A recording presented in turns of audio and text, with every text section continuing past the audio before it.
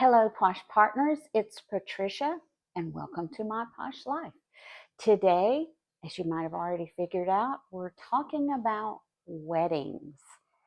Now, it seems like lately I'm at war with Gen Z, and I really don't mean it to appear like that, but I wanted to talk with you today about an experience that I had with a Gen Zer, and then I just wanted to talk in broad strokes about weddings and what that has to do with the posh life and all that kind of great stuff that we love to talk about. So let's get into it.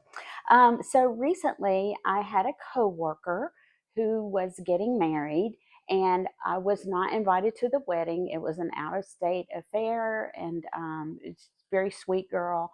Really like her very much, and so I was interested, um, and I went to her wedding website just to see, photos and other things. And I thought, well, maybe I'll send them a little gift or something on their registry, just as a token of, friendship and respect, and just, hey, I enjoy working with you, and, just a little nicety.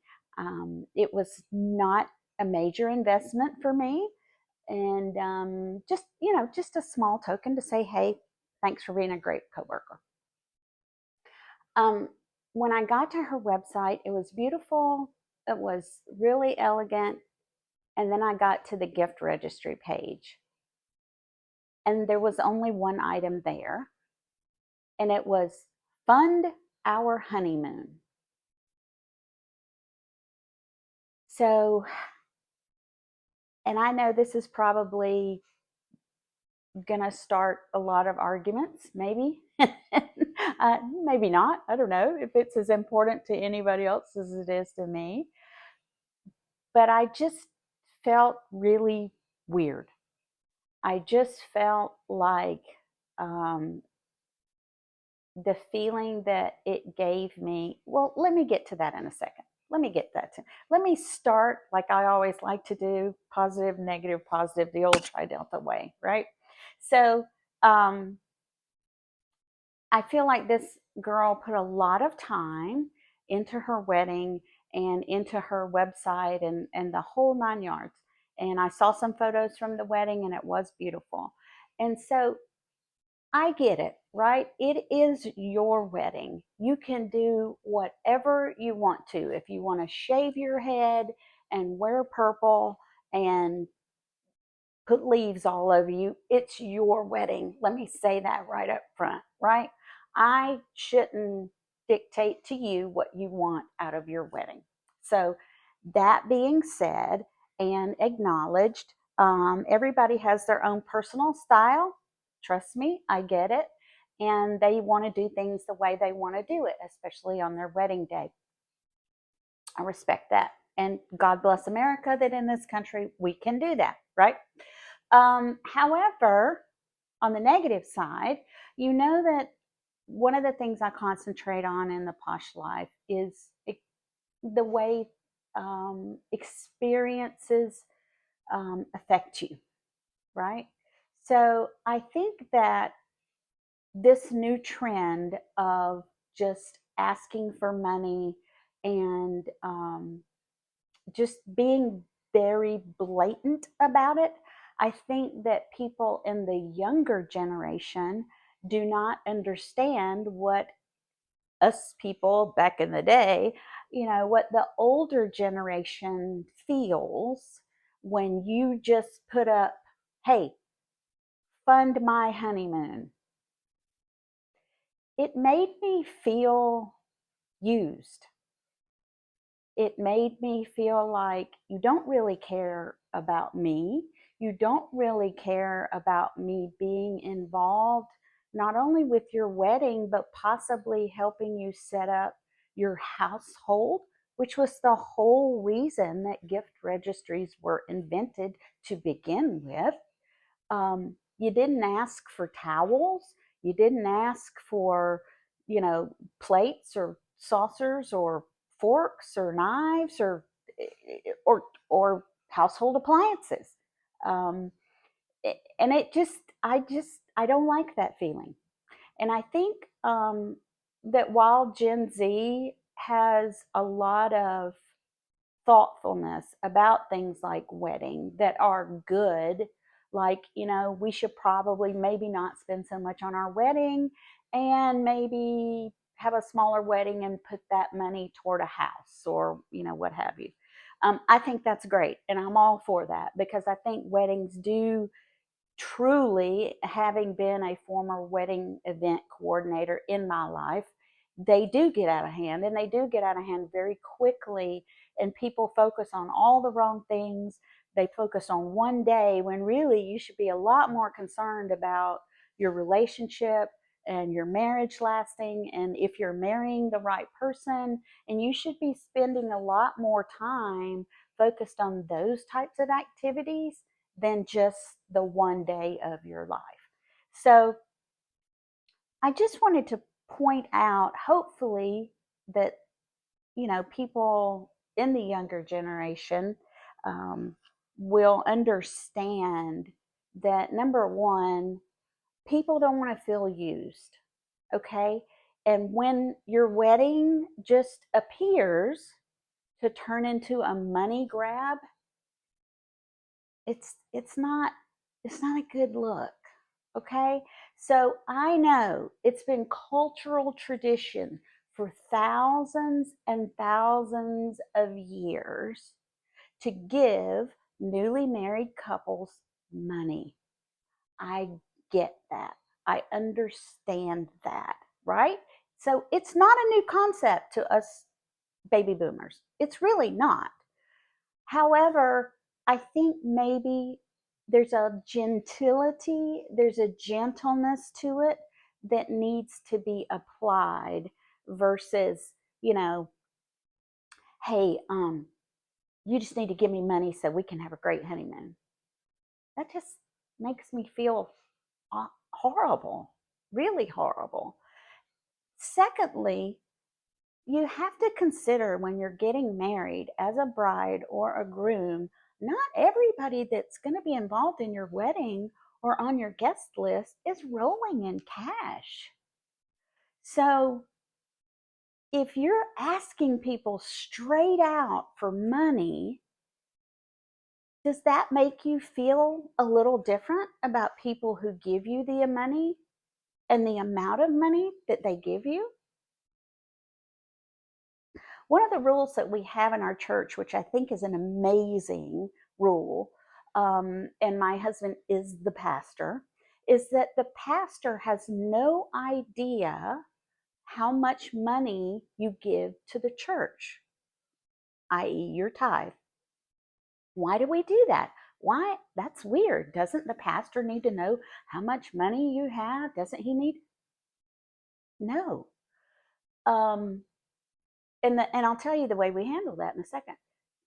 The reason we do that is so that the pastor is not involved in swaying any type of possible partiality that might come into play. So if you know as a pastor that this particular person is going to give millions of dollars to your church, does that change your behavior towards them? So to me, it's kind of like that situation. So a person like me who wasn't invited to the wedding, who just wanted to send a small token or, a set of napkins or napkin rings or, I don't know, buy them a flower vase or something, and my only choice is to give you money and I choose only to send you $20.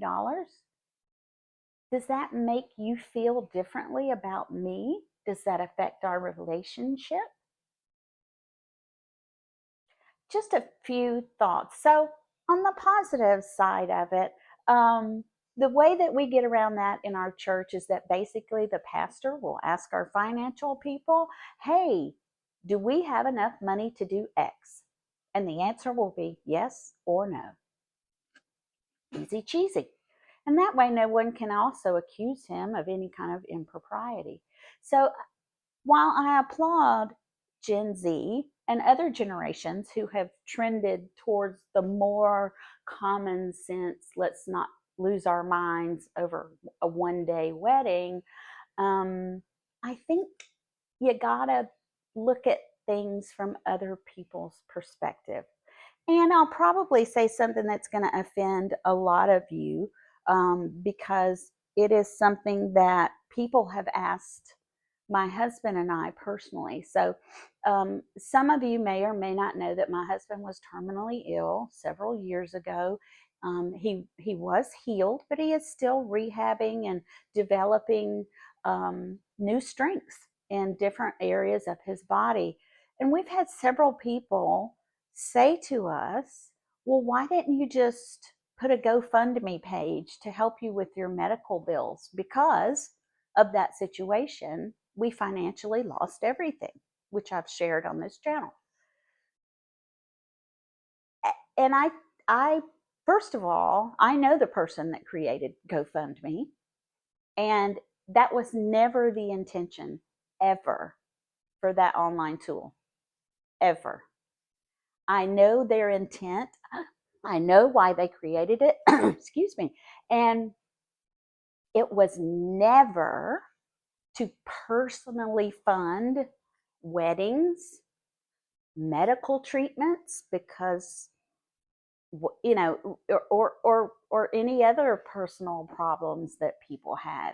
It was strictly a tool for businesses to help incubate and fund businesses, period.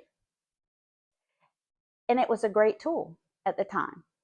And now everyone it uses it for this personal thing, that personal thing. Oh, I can't pay my medical bills.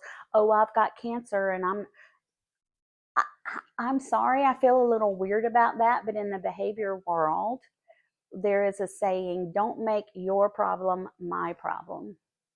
And while I empathize and sympathize with you, if you're going through rough times and people want to help you out, I believe that should be done privately, very privately. It and if you're a person who wants to help someone in that manner, it is a biblical principle so that you can help that person retain their dignity who needs the money. You give that to them privately. It keeps you from doing things for the wrong reason, and it allows the person who needs the money to retain their dignity, to retain their self-respect, and not make your life a spectacle for the entire world to participate in. Now, I know a few videos back I did something on the fake Posh Life, and this is kind of part of it. Like everything we do nowadays, we have to put it online. I'm terminally ill and I need money to pay my medical bills, or I'm getting married. Give me some money for my honeymoon. I just think there's a gentler, kinder way to do that. You can still use technology to do it. You could privately Venmo that person, privately contact that person and say, hey, listen, I want to do this for you. My husband and I do that all the time, but we do not do it because somebody slaps up a GoFundMe on social media. We have to have a relationship with that person. We have to understand where the money's going. We have to understand that the money's going to be used prudently, and then it's not just going to be used for a new tattoo. No offense to anybody who's got tattoos. Right? So again, it's all about, think about what you're doing as a bride or a groom and how it makes your guests or even just interested parties feel. So the outcome of the story, I sent nothing. I sent absolutely nothing. I didn't even send her an email saying congratulations. It just made me feel that weird and that they were greedy. I know that's not what they intended. I get it. I know it's the thing to do now. But I'm just asking, try to do it in maybe in a kinder, gentler way. Maybe ask people for gift cards. Yeah, I don't know. I don't know what the answer is, but maybe put a message if you'd like to help us with wedding expenses or something, please privately message us. You know, something with a little bit more dignity for you as a bride and groom, and a little bit more appreciation for the people who are trying to invest in your life. And if you don't use a gift registry, you're kind of robbing the people who want to help you establish your home, who want to help build your life, which was the really, for me, it was not about, ooh, free stuff. It was about, this is so cool that people want to invest in my life, even through something as weird as a toaster, right? They want to help me build my home, and that makes them a part of my home and makes me feel really warm and great about them. And it makes them feel good that they're able to do something for us as a married couple. So, again, I'm sure a lot of you have a lot of different opinions than I do, because I am old school. And I know that one of the recent stats that I read was that 70 to 80% of Gen Zers think that etiquette and social rules are stupid and useless. Ouch. Now you know why I felt as horrible as I did when I went to that wedding page. There's a lot of ways to get around this. A lot of ways to get around this to keep everyone's dignity. Let people be involved in building your wedding and your home, and make it a great and meaningful experience for everybody, not just for you, so you can go have a great honeymoon and spend our money. Anyway, maybe I'm being too catty, but let me know in the comments if you agree with me or disagree with me. But I hope that this perspective will help you and those around you to have a posh life. I'll see you next time, Posh Life partners. Take care.